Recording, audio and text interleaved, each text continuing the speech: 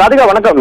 நிச்சயமாக பழனி கோவில் நில மோசடி விவகாரத்தில் 100 கோடி நிலத்தை போலி ஆவணம் மூலம் விற்ற வழக்கில் அதிரடி திருப்பமாக திருநெல்வேலி டவுன் பகுதியில் உள்ள டெக்கரேஷன் செய்யும் தொழிலாளியிடம் இன்று காலை முதல் சிபிசிஐடி போலீசார் கிடுக்குப்பிடி விசாரணை நடத்தி வருகின்றனர். இதன் பின்னணியில் உள்ள அனைவரும் சிக்குவார்களா என்ற எதிர்பார்ப்பு தமிழகம் முழுவதும் நிலவுகிறது. இது குறித்த விவரங்களை சேகரித்த போது ராதிகா, பழனி தண்டாயுதபாணி சுவாமி மடத்திற்கு சொந்தமான ரூபாய் 100 கோடி மதிப்பிலான நிலம் போலி ஆவணங்கள் மூலம் மோசடியாக விற்கப்பட்ட வழக்கில் திருநெல்வேலி டவுனை சேர்ந்த டெக்கரேஷன் தொழிலாளியிடம் இன்று காலை முதல் சிபிசிஐடி போலீசார் தீவிர விசாரணை நடத்தி வருவது பெரும் பரபரப்பை ஏற்படுத்தியுள்ளது.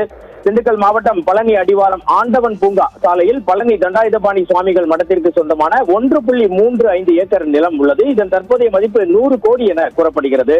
இந்த நிலத்தை திருப்பூர் மற்றும் கோவையைச் சேர்ந்த தனி நபர்களுக்கு முறைகேடாக பத்திரப்பதிவு செய்து கொடுத்ததாக பழனி அடிவாரம் போலீசார் கடந்த மாதம் வழக்கு பதிவு செய்தனர். பின்னர் இந்த வழக்கு சிபிசிஐடி போலீசாருக்கு மாற்றப்பட்டு சிபிசிஐடி டிஎஸ்பி அனுஜ் தலைமையிலான தனிப்படையினர் தீவிர விசாரணையை மேற்கொண்டு வருகின்றனர். விசாரணையின் அடிப்படையில் மோசடிக்கு உடந்தையாக இருந்த சார் பதிவாளர் ஜஸ்டின் மணிகண்டன் மற்றும் மாவட்ட பதிவாளர் சசிகலா ஆகியோர் ஏற்கனவே சஸ்பெண்ட் செய்யப்பட்டுள்ளனர். இதில் பார்த்தீர்கள் என்றால் இந்த மோசடி பத்திரப்பதிவை செய்து கொடுத்த திருப்புகழ் சுவாமிகள், முருகதாஸ் சுவாமிகள் அறக்கட்டளையின் நிர்வாகிகள் குறித்த தகவல்களை சிபிசிஐடி போலீசார் திரட்டியுள்ளனர்.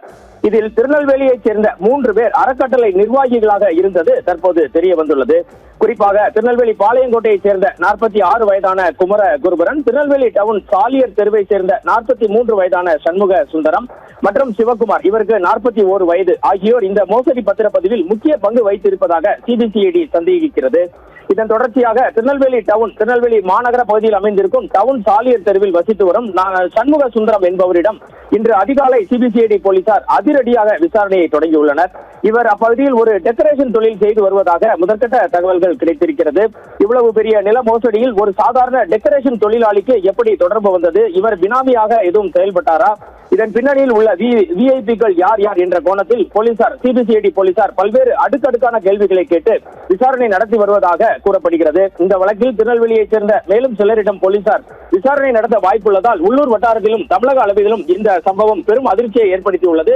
தொடர்ந்து நாம் அப்பகுதியில் இருந்து தகவல்களையும் விவரங்களையும் திரட்டிக் கொண்டிருக்கிறோம். இதுவே தற்போது இருக்கும் கள நிலவரம். சாதிகா.